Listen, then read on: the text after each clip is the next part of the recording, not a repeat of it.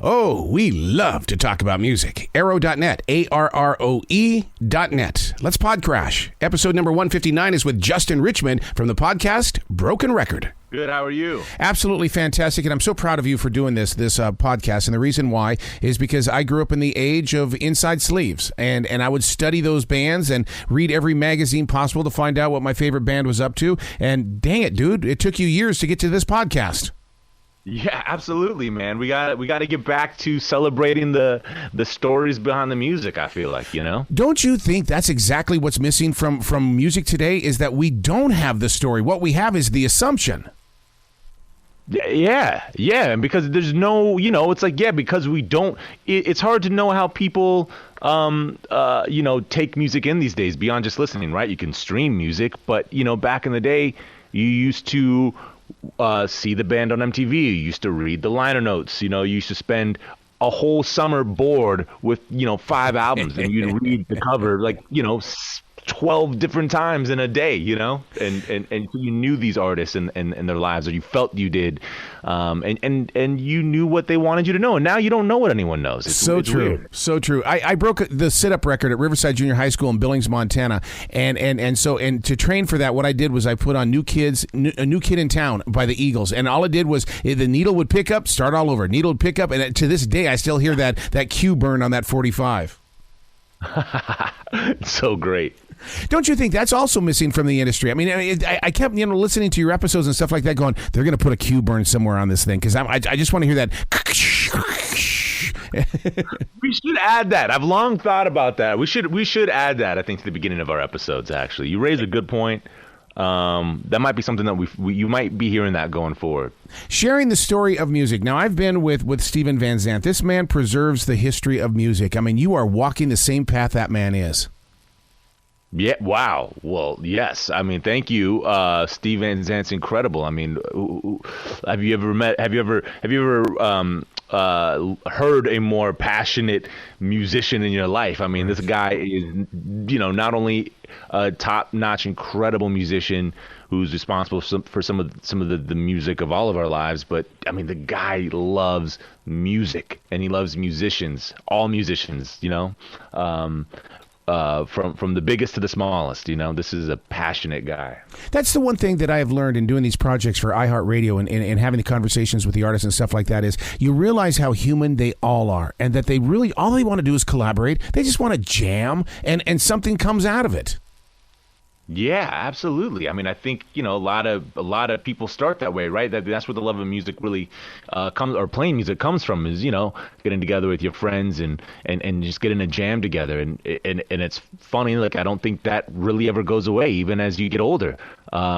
In April, for instance, we're doing 4 episodes celebrating the release of the new Red Hot Chili Peppers album.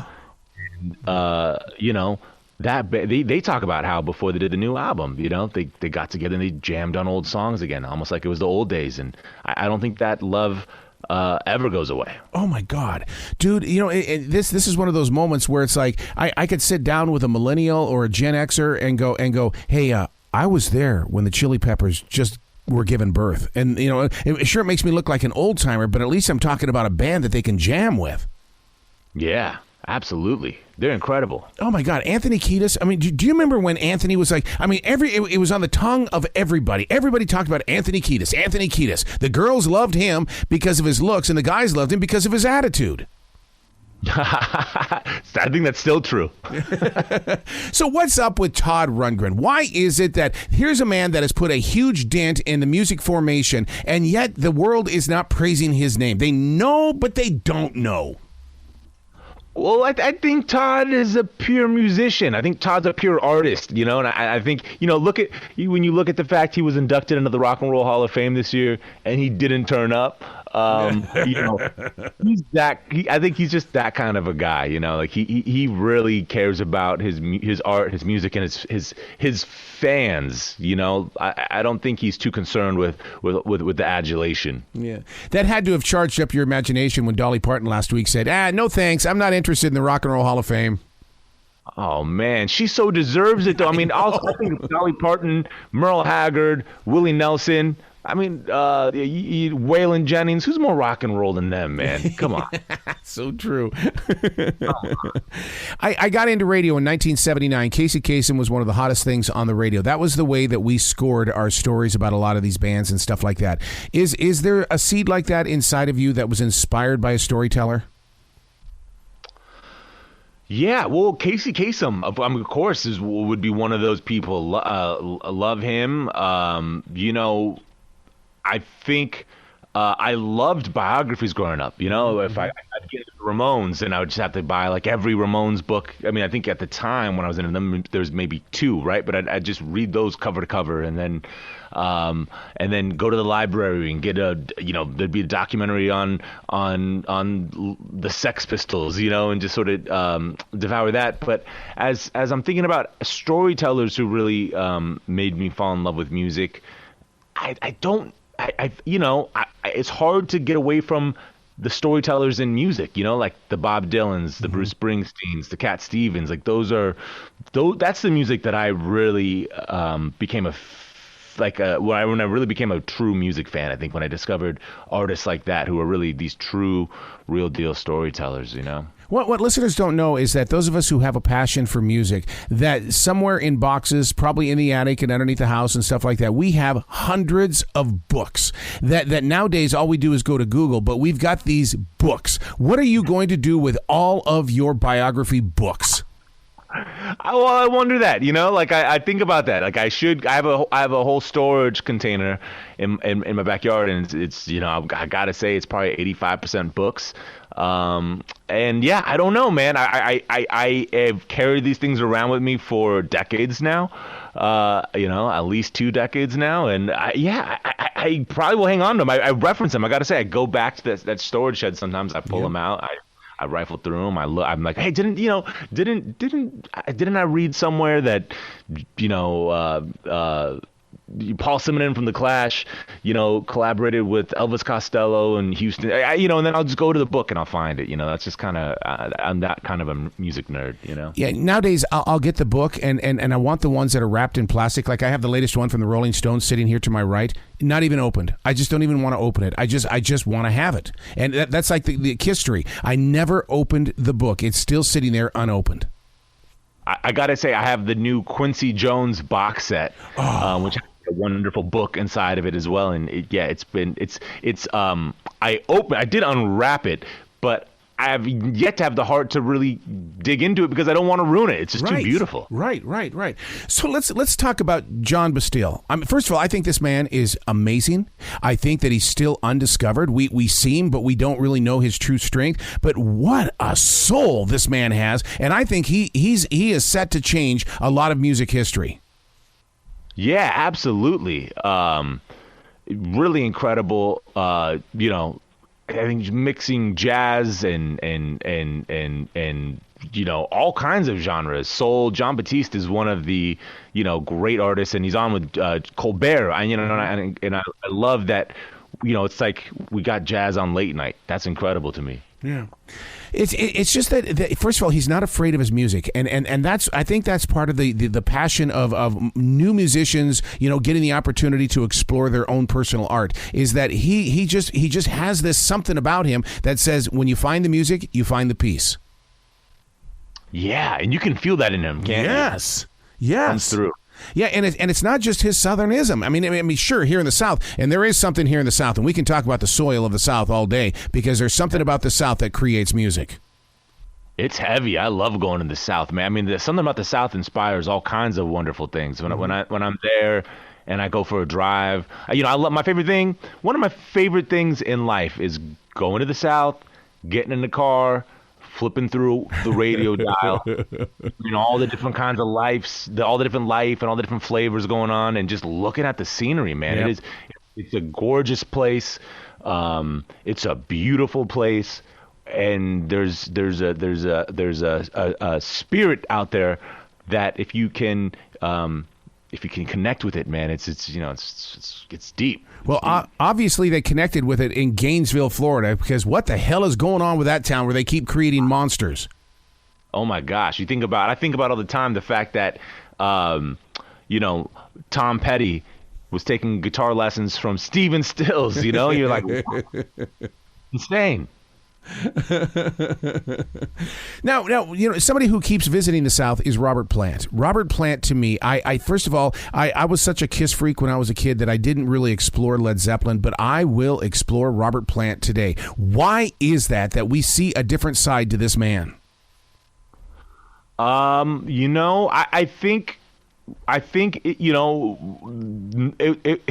think really Led Zeppelin was probably so big. This is just my guess. Is Led Zeppelin was so big that it was hard to think about any of them individually. And of course Bonham tragically passed away, and Zeppelin sort of felt like it wouldn't be right to go on without our brother, and so.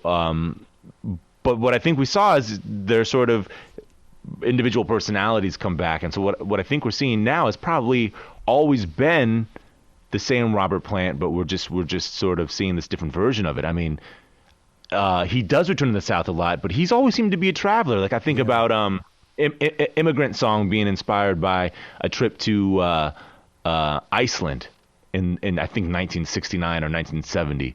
And so this is a guy who's always been a searcher. This is a guy who's always been a wanderer, it seems to me, and I think in a solo career we've been able to see that more without that big Led Zeppelin sort of thing sort of obscuring that. Yeah, because I love how humble he is. He'll sit there even with Stern and stuff like that, and he'll say it was Jimmy's band. I was just part of Jimmy's band, and yet he was the front man. And every poster I did have on my wall of Zeppelin, it was always like that's the guy, because he's got that long rock and roll hair. That's what I want. I want long rock and roll hair. Yeah, but it really and he's such a I mean, I don't know, those guys, man, it's the four of them. It's the four of them. Yep. So true. So when you put this podcast together, Broken Record, I can't imagine what the pressure is like for you to make sure that the continuity is spot on, because there's jerks out there like me that are going to sit there and say, Justin, no. Look, you sometimes get into it, people on the YouTube comments. Absolutely. We have it out. Someone, speaking of Robert Plant, because you can listen to our podcast anywhere, that we also are on YouTube. And on the Robert Plant episode, I said that exactly what I just said. It's about the four of them. And could you imagine Led Zeppelin with any other singer than Robert Plant? No. Can't imagine it. But someone had to go and say, well, Paul Rodgers would have been a better singer. And I love Paul Rodgers, who doesn't love Free? Who doesn't, he's done a great job filling in for Freddie Mercury and Queen. But I'm sorry, guy on YouTube. Led Zeppelin would have been Led Zeppelin if Paul Rodgers was a singer, as great as he is. Oh, although I do like the current shape of the group Queen, and I love the fact that they are very honest in their concert where they step out there and they say, look, I am not trying to be Freddie Mercury. I am me. This band back here is Queen, but I just happen to be a part of this night. And I love the fact that they do that, because, I mean, have you experienced the new shape of Queen? Yeah. I think it is Adam Lambert's the newest singer. Right? Yeah. I saw them with I saw them with Paul Rodgers, but I never saw them with Adam Lambert. But I seen some video, and I can say that kid can sing. Yeah. That kid can really sing. And of course, I have to get into the drama of everything, and that's what I love about Broken Record, is you guys get into the drama as well of how things transform and how they grow, and we get a real story from your podcast, rather than, well, this is just another rumor or another clickbait on Google. I mean, you guys really dig in and give us the junk. Yeah, we don't get into the clickbait, but we really get into the real stories of how these things came up, man. Like the song, how these songs aren't coming out of thin air. These songs are coming out of life. The life of the musicians that are living, and that's the stuff we're really getting into and really talking about. Where did these songs come from? Where did the inspiration strike? Do you think that's because in every song there's an oh crap moment where you go, oh crap, I didn't know that? Yeah, I definitely think so. Yeah. See, and that's the flavor of music, and I think that's one of the reasons why listeners have remained so loyal to radio, is because they're waiting for that talent, or they're waiting for your podcast to give them a moment that they can share forward. Yeah, and I hope people connect to the podcast in that way. The way that they connect with the music, the way that we connected with our books and our MTV interviews when in between the music. Yeah.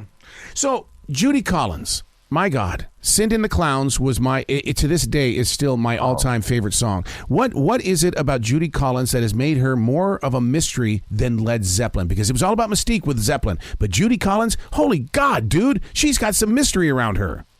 You know, it's sweet Judy Blue Eyes. I think that's what it is. It's you know, she sort of like when you think about it, she was like your favorite musician's favorite musician, you know? I think that's the mystique with her is like, you know, all those Laurel Canyon artists, all those great singer-songwriters, it's like they were all listening to her, you know? Is there a side of you that if you had a time machine, would you go to Laurel Canyon? Or would you go up to maybe the Seattle area and watch the birth of grunge? Ooh, this is a good question. What would I do? You know what? I've got to go to the South, man. I've got to go see like So true. I mean, the thing about it is, I mean, even in the Charlotte area, I mean, the music is so alive. That's like there's this new show that's on TV with Kelly Clarkson, American Songwriter or Song or something like that. And what they're doing is they're honoring the different artists from each state. And it's one of those things where we sat there yesterday watching and going, who's going to represent North Carolina or even South Carolina? And we all agreed it has to be Darius Rucker. What would you, in your own state, who would represent your state? Well, I got to say, I'm talking to you from Long Beach, California, and I think the co-host for Kelly on that show is the great Snoop Dogg. So you're right. I got to pick Snoop Dogg out the LBC. Do you like hometown hero, baby? Do you love the idea that Neil Young still has a voice? I love when he took on Spotify. He's got a pair of balls on him that is just unbelievable. Man, Neil don't stop, does he? Neil's the greatest artist of all time, in my humble opinion. Neil just don't quit. He's pure unadulterated Neil Young from the beginning of his career to the end of his career. You know, from quitting Buffalo Springfield just before the Monterey Pop Festival, yes, taking on Spotify. Like, this is a guy who does not compromise, and he's continually made great art. Can't think of. There's probably other artists, but I can't think of an artist who's had a career as long as his, who every decade has at least one project worth listening to. I think with Neil, it's definitely more, but he has at least one project from every decade worth listening to. And do you think he's got that same appeal that Cher has, where it's just that we have such a love affair going on with their emotional connection to music that it's like no matter what they do, we're going to show up? Absolutely, yeah. I mean, you know, Neil now it's 50 years, and kids have been going almost 60 years, right? And you know, like for me, for instance, I became a Neil Young fan because my family took me to the concerts, you know, and so I grew up seeing Neil, and now he's Uncle Neil, and it's just like, you know, and it's the same thing with Cher, right? Like, people grew up with her on their TV, and people grew up with their moms listening to her and their grandmas listening to her, you know, so it's like it's such a part of our life now, you know. Yeah. I was with Steve Hackett yesterday from Genesis, and I asked him, I said, what is it like to hold a song that's 50 plus years old? And he says, you know what, to me it's still brand new, because a song is always evolving. Wow, that's a cool question, and that's a cool answer too. I wonder. They all have these songs that are like that have been with them half their life, and it's like, oh my God. And they're playing them all the time. Think about the Stones, man. Yeah. Like, you know, how many times have they probably played Jumpin' Jack Flash now? You know, how does that feel breaking that out? You know, like, does it still feel? I mean, I know when I hear it in concert, it sounds as incredible as ever to me. Yeah. Lindsey Buckingham, for some reason over the during the pandemic, I mean, first of all, I'm a Fleetwood Mac fan all the way, because I remember sitting in the front yard playing the guitar because of this new album called Rumors. But for some stinking reason, over the past few years, I have really fallen in love with and appreciate Lindsey Buckingham. He's another one of those people that not everybody appreciates him. You know, again, I think that's like the Robert Plant thing, where it's like the band was so big, and Rumors, the album, was so big that it's hard to even connect it with actual people. You know, it feels like an entity more than than a group of people, Yeah. What is it like for you to put these podcasts? Acting like a monster coming from the hillside, not like a band, So like, true. what? So true. Well, I mean, my God, his latest project, he teamed up with Christine McVie, and dude, I'm telling you, whatever they did in that studio, I can't break away from, because I mean, the two of them together, I mean, it's like, like Stevie Nicks and Lindsay. No, it's Christine McVie on this one. Yeah, she's some of the secret sauce of that band too, man. Great songwriter, great keyboard player, great singer, Well, I love that. Let's be honest. When it really comes to music, it all goes back to, I think, gospel. It goes to the soul. And you even talk about Pastor T.L. Barrett, buddy. You bring that man forward. Oh my gosh, Pastor T.L. Barrett. That's a heck of an episode. That's a heck of a guy. I mean. Yeah, it flows from him, man. It flows from his soul to his fingertips and his voice, man. That guy is, wow. Do you ever sit there and talk to them about that, how it moves through their system, and try to get the real answer? Because I mean, it's like you were in the presence of nothingness, and all of a sudden something happened. Yeah. I mean, everyone, including Rick Rubin, who oh my God, is a co-host on the show, and one of the great producers up, I think next to Quincy Jones, probably the great producer of all time.